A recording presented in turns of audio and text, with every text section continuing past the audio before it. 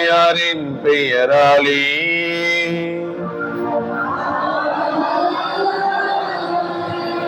நம் ஆண்டவராகிய இயேசு கிறிஸ்துவின் அருளும் கடவுளின் அன்பும் தூய ஆவியாரின் நட்புறவும் உங்கள் அனைவரோடும் இருப்பதாக.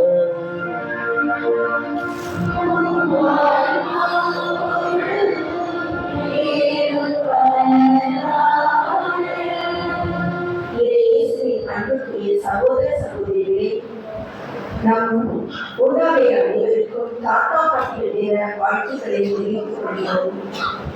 உறவிடமிருந்து அன்பென்னும் மரத்தை எதிர்நோக்கி தவம் இருக்கும் மூத்தவரையும் தாத்தா பாட்டிகளையும் நன்றி உணர்வுடன் இதயத்தில் தாங்கி வாழ இன்றைய தாத்தா பாட்டிகள் தினம் நமக்கு அழைப்பு விடுகின்றது.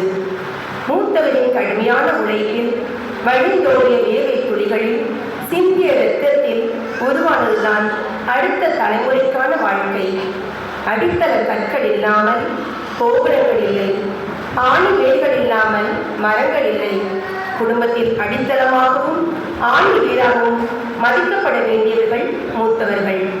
இந்த பேருண்மையை நமக்கு வாழ்க்கை நெறியால் உறக்கச் சொல்லி வேண்டிய கடமையும் பொறுப்பும் நாம் ஒவ்வொருவருக்கும் உண்டு. இயேசு கிறிஸ்துவின் பிறப்பின் யூபிலி ஆண்டை எதிர்நோக்கி இருக்கும் நாம் அதற்கான தயாரிப்பாக இந்த ஆண்டை இறைவேண்டல் ஆண்டாக சிறப்பித்துக் கொண்டிருக்கிறோம். எனவே மூத்தோர் ஒருவரின் இறை வேண்டலை இன்றைய விழாவின் மையக்கருத்தாக தியானிக்கிறோம்.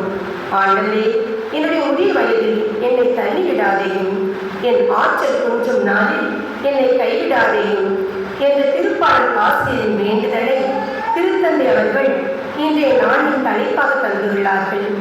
இன்றைய நாளின் வாசகங்களும் நமக்கு மூத்தவர்களை ஆதரிக்க வேண்டிய கடமையை நினைவுபடுத்துகின்றன.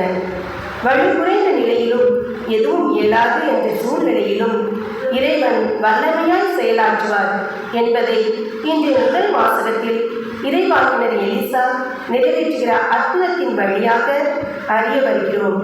நமது சிறிய முயற்சிகளையும் இறைவன் பெரிதாக ஆசீர்வதிப்பார் என்ற உண்மையை இன்றைய நற்செய்தி வாசகத்தில் இயேசு கிறிஸ்து 5000 பேருக்கு உணவளிப்பதிலிருந்து அறிந்து கொள்கிறோம். பாட்டிகள் தாத்தாக்கள் நிராகரிக்கப்பட வேண்டியவர்கள் அல்ல, மாறாக தாங்கப்பட வேண்டியவர்கள்.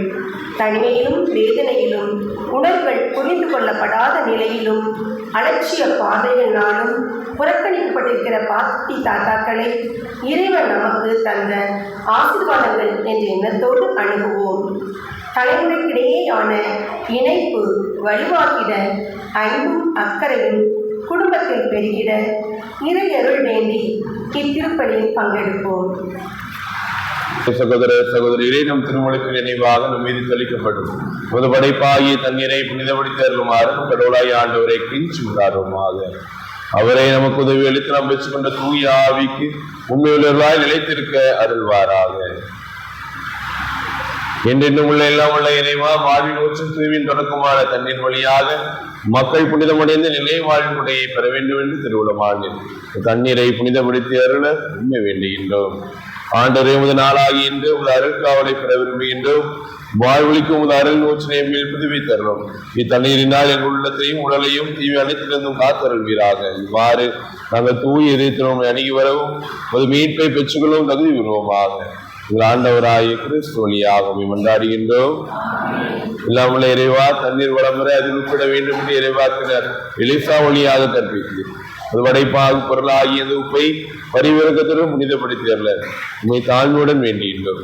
ஆண்டவரே, உப்பு கலந்த தண்ணீர் தெளிக்கப்படும் இடமெல்லாம் நீயோனின் தாக்கத்தில் அனைத்தும் தோல்வி பெறச் செய்வீராக. உன் தூய ஆவியார் உடனிருந்து எங்களை இடையறாது காத்தருள்வாராக. இது ஆண்டவராகிய கிறிஸ்து வழியாக மன்றாடுகின்றோம்.